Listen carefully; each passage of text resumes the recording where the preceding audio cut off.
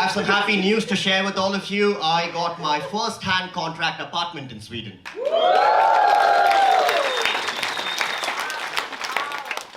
Isn't it kind of sad that you get an applause for getting an apartment in Sweden? Seems kind of basic, doesn't it? But when I moved to Sweden, I moved 6 years back to Sweden, right? So when I moved to Sweden, I asked my Swedish friends, I have them. I asked my Swedish friends, I was like, hey, I'm looking for apartments in Sweden, can you like suggest some? So they were like, okay, Viggy, there are 3 kinds of apartments in Sweden. I was like, okay, what are the 3 kinds? They said the first kind is when you can buy an apartment. I was like, okay, what do I need for that? They were like, okay, what kind of job do you have? I was like, I'm a stand-up comedian. They were like, so don't worry about it. And then they said the second kind is called first-hand contract apartments. I was like, what's that? They were like, that's when you sign up to this queuing system, and then you need to be part of a queue, and then when you have the highest queue points, you get apartments through that. I was like, great, that sounds good. What's the third kind? They said the third kind is called second-hand contract rentals. I was like, what does that mean? They were like, that's when people who own an apartment and have first-hand contract apartments basically would post it on websites like Blockit and scam immigrants who come in by spiking the rent by saying the apartment is furnished. I was like, no, I want first-hand contract. They were like, okay, then great, please come and wait with us. I was like, how long do I wait? 15 years. I was like, why am I going to be waiting 15 years? They're like, we have been waiting, and now you will wait. I don't know if you know this about us Swedes, but we love to queue. It's horrible. Listen, see, I got to a point where it was like I was desperate for apartments, you know? Because I had to stop like reading the news or watching the news because I would just get annoyed by looking at it. You know, like the headlines on the news would say, explosion in apartment in central Stockholm, gang violence increases. And I'm like, even they get an apartment? What queue system are they part of? People were running away from the apartments, I was running towards it. It's not a problem, I'll take it.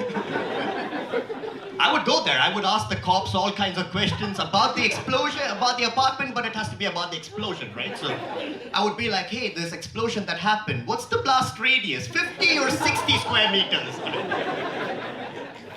Did it take away 1 bedroom or 2 bedrooms? The bathroom, did it come with bathtub? Is the balcony fine? These are important questions. Listen, Swedes, I agree, okay? If you are like a Swedish person and you've been here a long time, I agree, it's hard to get an apartment for you. But can we all agree to one thing? Can we all agree that it's slightly harder if you're an immigrant to get an apartment in Sweden? Yeah? Can we all agree to that? Because you're not part of the queue system for that long, you come in later, you need to be part of the queue and you need to like basically get an apartment through that. You know? Some of you are not convinced. Okay, it's my job. Some of you are silent, in fact. And this silence is what I call a Swedish guilt. I'm familiar. But it's okay. If you're not convinced about how bad the housing crisis for immigrants in Sweden is, please get on the line from T-Centralen towards Hässelbystrand. You will get to know exactly how hard it is for immigrants to find an apartment. This was a case study for me. Listen, I was also skeptic like you. But this was a case study for me. It was 6 colleagues at work, right? All of us had the same salary, same position, same everything, right? All of us got in at T-Centralen. We were all heading towards Hässelbystrand. Now, it was 4 Swedes, 1 who was me from India, and 1 who's my colleague who's from Pakistan, right? All 6 of us got in at T-Centralen. The first person got off at Rodmansgatan, visibly Swedish. The second person got off at Fridhemsplan, also Swedish. The third person got off at Thorelsplan, also Swedish. The fourth person got off at Brommaplan, and that's where Swedes stopped. The place where the journey ends for Swedes is where my journey started. God damn, we waited a long time.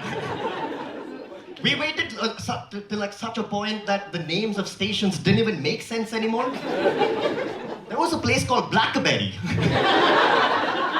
And it only has black people. Fascinating. And then I got off at Okisau, and then my colleague from Pakistan waited. He didn't have good references. He went all the way up to Hässelbystrand. Poor guy. And you know when my Swedish colleagues would get off, right? They would always like look at us and say something nice. They would tell the other Swedes when they would get off, they would always be like, "Vi ses, tack, and see you tomorrow." Which is, see you tomorrow, thank you for this, good evening.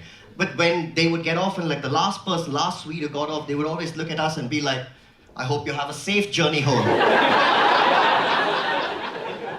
That's how unsafe it was there. And when I got off, my Pakistani colleague was the last one who was there, so I felt like I had to say something that made sense to him. So I said, "You need to go a long way." I meant it as a friend. He thought it was political.